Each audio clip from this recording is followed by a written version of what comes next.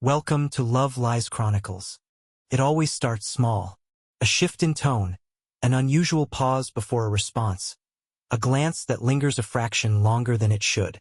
Maybe I knew before I knew. Maybe it was instinct, the kind that gets dulled after years of trust, routine, and shared spaces. But the signs were there, waiting for me to acknowledge them. Late nights at the office. Just a few extra hours, babe. We've got a big project coming up. Missed calls, ignored texts. Sorry, I was in a meeting. You know how it is. New clothes, more perfume. I just wanted to treat myself a little.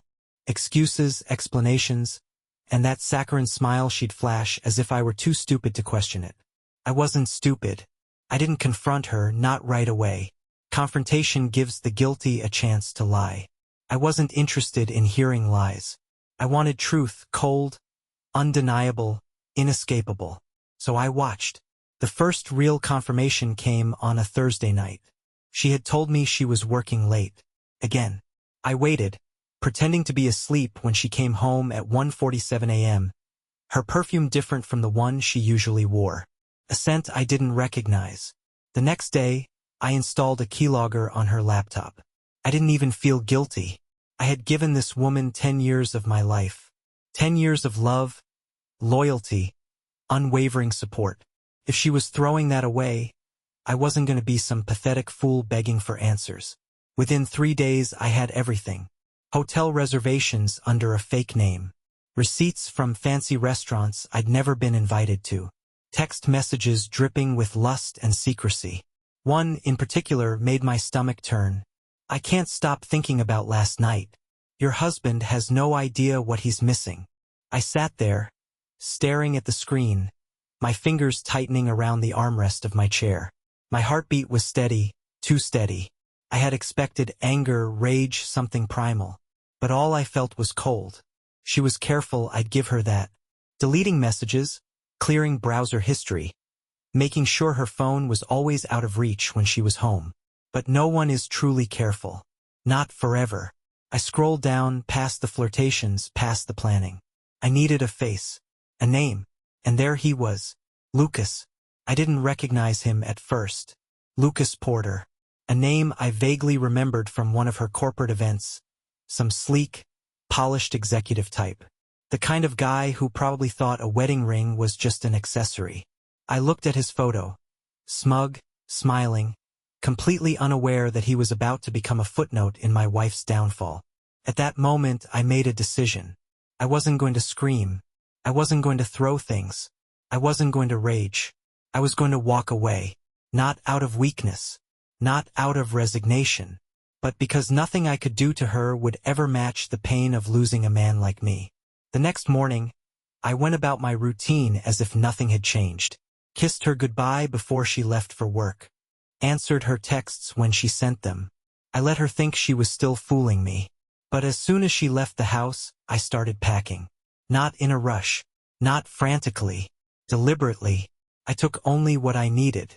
Clothes, essentials, my important documents. Everything else. The house, the furniture, the memories.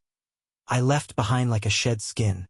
By the time evening rolled around, I was already checked into a hotel. Then I sent the message. Just one sentence. I won't interfere with your happiness. Nothing more. No accusations, no anger. Just a simple, undeniable statement. I turned my phone off and let silence do what anger never could. That was the moment my wife's world began to fall apart. And I wasn't even there to watch. She called within seconds. I watched the screen light up with her name, vibrating in desperation. Kara, wife, flashed over and over again. I didn't answer. The first few calls came rapid fire, back to back, like she thought I'd somehow missed them. Then came the texts. Kara, what does that mean? Where are you? Kara, baby, are you okay? Kara, please talk to me. I'm freaking out. I set the phone down and took a slow sip of my drink. The hotel room was quiet, sterile. A perfect contrast to the chaos she was spiraling into. She tried calling again. And again. By the 10th call, she left a voicemail. I didn't listen to it. I could imagine it well enough. Her voice laced with panic. Maybe even a little anger. The fear creeping in. The slow realization that I wasn't reacting the way she expected. Cheaters know how to handle rage. They prepare for confrontation, for shouting, for tears and begging. But silence? Silence terrifies them. I let her stew. An hour passed before I checked my messages. Kara, I don't understand. Did something happen? Are you mad at me? Kara? Talk to me. Kara, please come home. Let's talk. Kara. Mark, I swear if you don't answer, I'm coming to find you. A smile tugged at my lips. She was unraveling. I typed out a response, short and to the point. I know. Then I turned my phone off again. I didn't go back that night, or the next. I made sure she had no idea where I was. No breadcrumbs to follow, no hotel reservations in my name. I used cash for everything, rented a car to avoid my own plates being spotted. If she wanted to find me, she was going to have to sit in that empty house and wonder. And from what I gathered later, she did. I didn't respond to texts, calls, emails. I let silence punish her. And for once, the woman who always had a plan, who always had control, lost her grip. By the third day, I got a new kind of message. Kara, please just talk to me. I made a mistake. I know that, but we can fix this. Kara, I don't even know what you think you know, but whatever it is, we can work through it. Kara, I love you, Mark. Please just answer. I love you. Funny. I imagined her sitting in our bedroom, phone clutched in her hands, expecting the old Mark to respond, expecting me to fall apart, to demand an explanation, to ask her if it was just a mistake. But that Mark was gone. The man she had lied to, betrayed, humiliated, he left the moment I packed my bag. By the end of the week, I decided it was time. Not to fight, not to argue, just to end it. I waited until she was at work, then went back home. The house was exactly as I left it, except for the evidence of her unraveling. Dishes in the sink. A wine glass on the coffee table half empty. Her laptop sitting out. Its screen littered with dozens of unsent messages to me. She had been trying everything. And yet, she never confessed. Not once. Even with all the silence, all the fear, she was still hoping to talk her way out of this. I ignored the messages. I went upstairs, grabbed the last few things I had left behind. Nothing sentimental, just practical items. And then I left one last thing for her. On the kitchen table, I placed an envelope. Inside, printouts of her messages with Lucas, screenshots of her hotel reservations, a copy of my lawyer's contact information, and one single, handwritten note. You don't deserve closure. Then I walked out of that house and never looked back. She showed up at my hotel 2 days later. I knew she would. I had anticipated it.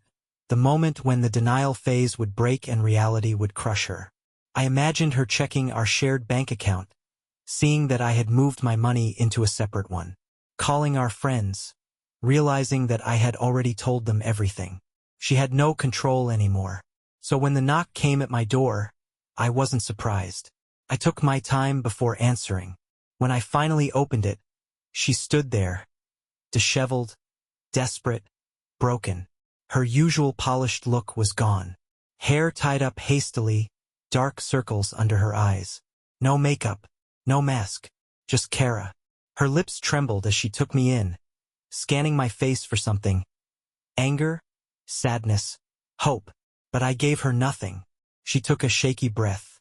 Mark, please, just talk to me. I leaned against the doorframe, arms crossed. Talk about what? Her eyes flickered with guilt. She reached out, as if touching me would bring me back to her. I stepped back, watching as that small action crushed her further. She swallowed hard. I never meant for this to happen. I almost laughed. That was the best she had? I tilted my head. Never meant for what to happen? She hesitated. That was it. That hesitation. She still wasn't admitting it. Even now, after everything, she was waiting for me to say it first. She wanted to control the narrative, make sure she only confessed to what I already knew. She thought she could still manipulate the situation. She thought wrong. I exhaled slowly. If you're not even going to admit it, why are you here? Her hands balled into fists. You left me. There it was. Not I'm sorry. Not I hurt you. Not I betrayed you. Just blame. I let the silence stretch between us, watching as she squirmed. She wiped at her eyes angrily. I just needed something that I wasn't getting at home. I felt nothing. She was expecting some emotional reaction. Anger, pain, maybe even regret. But there was nothing left for her to break. My voice was calm. And now you have it. So why are you here? Her breath hitched. Because I lost you. She said it like she was just realizing it for the first time. Like it had only now occurred to her that she had traded something irreplaceable for a fleeting thrill. I could have said a lot of things then. I could have told her how her betrayal had gutted me. How I had spent nights staring at the ceiling, wondering how I could have been so blind. How every memory we had built together was now tainted with the knowledge that she had been lying to me. But I didn't, because none of it mattered anymore. Instead, I looked her straight in the eye and said, "You didn't lose me, Kara. You threw me away." Her breath caught. That was the moment she truly broke. Her shoulders slumped. The fight drained from her eyes. The last bit of hope she had, the hope that I would scream, fight, tell her we could fix this, shattered. She knew then. I wasn't coming back.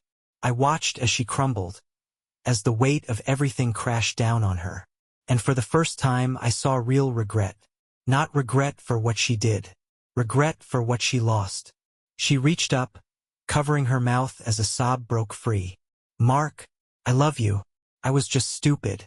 Please, I'll do anything to fix this." I studied her for a long moment. Then I simply said, "I don't love you anymore." I closed the door. I heard her cry on the other side. Heard her whisper my name one last time before she finally walked away. And when the silence settled in, I felt it. Freedom. Months passed. Months in which I rebuilt myself. While she was drowning in the mess she made, I was thriving. I moved into a sleek new apartment downtown. No ghosts of the past. No lingering scent of betrayal in the sheets. I started hitting the gym again. Picked up old hobbies. Reconnected with people I had neglected during my marriage. I leveled up. And Kara? She was spiraling. At first, she put on a show.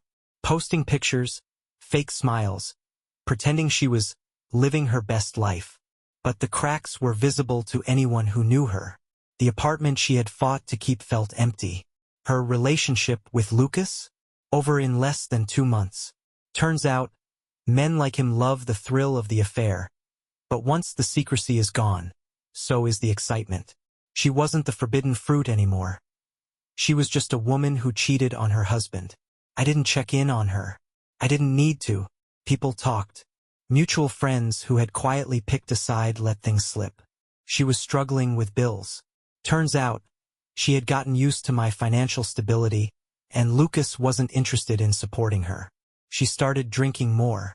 One friend mentioned seeing her at a bar alone, staring at her phone, looking lost. She tried dating, but nothing stuck. No man wanted to be the guy after the husband she cheated on. She was slowly realizing that she had ruined her life for nothing. And the best part? She had to watch me win. The final blow came when she reached out again. Not a call this time. A letter. Handwritten. Desperate. It arrived on a quiet Friday evening. I almost didn't read it, but curiosity got the better of me. It started with apologies. "I don't expect you to forgive me, but I need you to know that I hate myself for what I did." Then came the self-pity. "I lost everything. You were the best thing that ever happened to me, and I threw it away. I don't know how to live with that." And finally, the plea. "I don't deserve a second chance. But I miss you. Even if we can never be together again, I just want to talk. To see you. Please, Mark. Just one conversation. Just tell me you don't hate me." I folded the letter neatly and tossed it into the trash. I didn't need to respond, because I knew the truth. She wasn't asking for closure. She wasn't asking for forgiveness. She was asking for a lifeline. She wanted to believe that some part of me still belonged to her. That she hadn't completely destroyed the one person who actually gave a damn about her. But I didn't belong to her anymore. She made sure of that the moment she let another man into our bed. and I wasn't going to be the man to save her from the consequences of her choices.